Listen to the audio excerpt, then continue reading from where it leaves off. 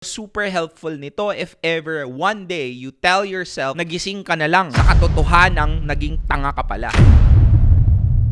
Today is a topic na for sure makaka-relate ang lahat ng mga malalandi. Lahat ng mga tao na try ang no-label relationship. Can someone escape the curse of no-label relationship? Posible ba yon? Of course! So why did I topic this? Because most of the time, there are a lot of people who still settle for this kind of relationship. To be honest with you, before, naniniwala ko sa no-label relationship. But over time, nagiging mature ka na. Kasi ang hirap eh. Kasi you're getting all the benefits of a labeled relationship, but the disadvantage because hindi mo alam kung saan ka lulugar. Para kang squatter kasi nun eh. Nakatayo ka na ng bahay doon, pero hindi mo alam anytime baka pwede kang umalis. How can someone escape the curse of no-label relationship? Ang number one is you have to identify what you want. Before anything else, you have to really know what you want first. Gusto mo siya? Fine, pwede. Pero hindi mo gusto muna ng serious relationship, then that's good. You have to identify first what you want in this relationship. So if you don't want to escape because you're comfortable in an NLR, then by all means, go ahead. No judgment. Good for you. You are one of those people na gusto nilang makatakas, then you have to properly identify that within yourself na hindi mo na gusto ng no-label relationship. Kasi minsan, if you try to make a decision and the decision is staring you between both, gusto ko pero hindi ko gusto, then you will not be able to properly execute the things that you have to do if you're torn between two decisions. Kasi yun minsan ang madalas nangyayari. Inaantay natin yung taong magbago pero hindi. The best way for us to get what we want is to become the solutions ourselves. Hindi mo naman pwedeng kumbinsihin yung preso na tumakas kung hindi niya pala gustong tumakas, na mas okay pala yung buhay niya sa loob kesa sa labas. Tama? Tama. Kasi in the middle of the process, hindi niya alam kung gusto ko ba to. So dapat, unang-una, buo ang loob mo. Gusto mo ba ng no-labeled relationship or labeled relationship? Number 2, learn the value of self-dependency. Ang ibig sabihin ng self-dependency is that most of the time, the reason why we settle for less is because that is what is available. That we are not self-dependent enough to process, to produce, and to learn how to generate our own happiness without depending to other people. And most of the time, that is the reason why we spiral down and we agree to no-label relationship. Kasi nga, super dependent ka sa kaligayahan na nakukuha mo doon sa tao na yon. Beggars can't be choosers. Sabi nga nila, wala kang makain, kahit ano na lang ang ibigay sa'yo, yun na lang ang kakainin mo. Why? Because you cannot find means on how to buy your own food. Same as true with finding your own happiness. Kung hindi mo kayang gumawa ng sarili mong kaligayahan sa buhay, aasa ka na lang doon sa mga konti-konting mga crumbles of love that that person is giving you. They cannot stand the feeling of being alone. Kasi hindi nila kayang maging masayang mag-isa. Kung gusto mong makatakas sa no-label relationship, after mo na-identify na ayaw mo na nito, the step 2 is you have to learn the value of self-dependency. Kasi useless. Kung halimbawa, in-identify mo sa sarili mo na ganito ang gagawin ko, tapos sinabi mo agad, tapos sinabi niya hindi ko gusto. Wala kang choice. You don't have a strength to walk away because you're too dependent on that individual's love. You accept what is given. Super helpful nito if ever one day you tell yourself nagising ka na lang sa katotohanang naging tanga ka pala. Pero that's good. Kasi yung iba hanggang ngayon natutulog pa rin. Hindi nila alam na tanga pala sila.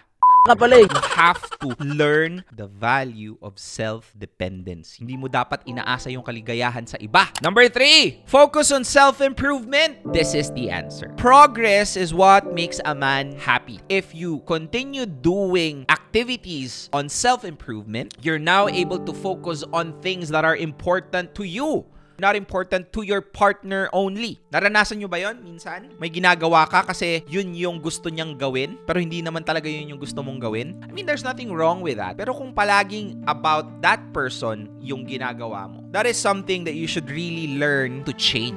Making yourself healthy. And mind you, and most people would do it for other people. Magpapapayat ako para makita niya na sexy ako. Hey, ako pala yung sinayang mo. Tapos ang na-lose mo lang naman na kilo, 500 grams. You have to have the right reason why you're doing it in the first place. And the right reason is you're doing it for yourself, not for other people. If the individual is doing it for themselves, that's way more sustainable. Another activities as well is you have to develop new skill set. Gusto mong matuto sa bagong skill set na kailangan mo sa trabaho mo. Those are the type of self-improvement activities that literally allows you to feel and become more happy. Yes, isa yon sa mga bagay na pwede mong sabihin sa sarili mo na this is something that makes me feel happy because ikaw mismo ang gumawa nun. Grabe, ang hirap nito pero grabe nakayanan ko. So that itself, my friend, gives you self-respect. Hence, literally, slowly, self-love is being developed. Never underestimate these 3 steps before you can actually go and tell the other person na. Kasi minsan, it involves the other person right away. Pero hindi eh. Dapat magsimula ka muna sa sarili mo. So that when you reach the level where you need to tell the person, you already have the foundation to accept that decision of your partner. And this is the time where you have to confront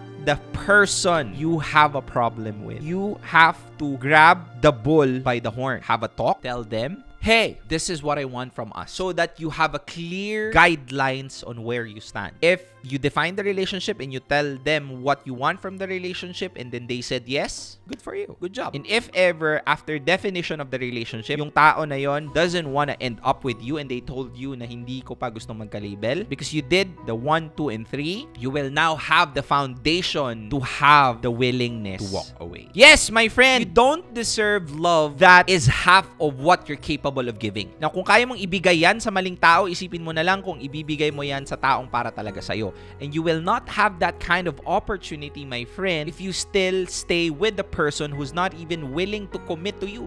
The basic of a relationship is commitment. And if that very basic thing is not given, what's the purpose of being with that person? But there are a lot of relationships, there were a lot of hearts that was destroyed because they allowed themselves to stay in a no-label relationship for a longer period of time. So I wish if you're one of those people who's watching this right now, always have the willingness to walk away. If the relationship that you want is not the relationship they need, you have to understand, have the strength to let go. At magagawa mo lang yon kung nagawa mo tong identify what you want, learn the value of self-dependency, and focusing on self-improvement. Because that way, meron ka ng pundasyon. You're not starting from zero. I'm not saying that you're not gonna feel pain. You will. Pero you'll be way stronger and capable of doing the walking away if you did the first 3. If you accept appetizers, you're never gonna have an opportunity to try a full meal, a full love, a love that cherishes you, a love that commits to you, a love that's loyal, a love that gives you the things that you need. And if there are may mga pagkukulang, that person, you both will be able to do something together to fill that gap. Have the willingness to walk away, my friend.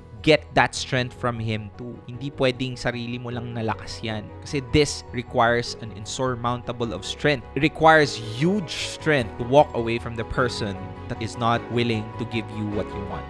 You deserve better. You're not gonna get better if you don't know that you deserve that.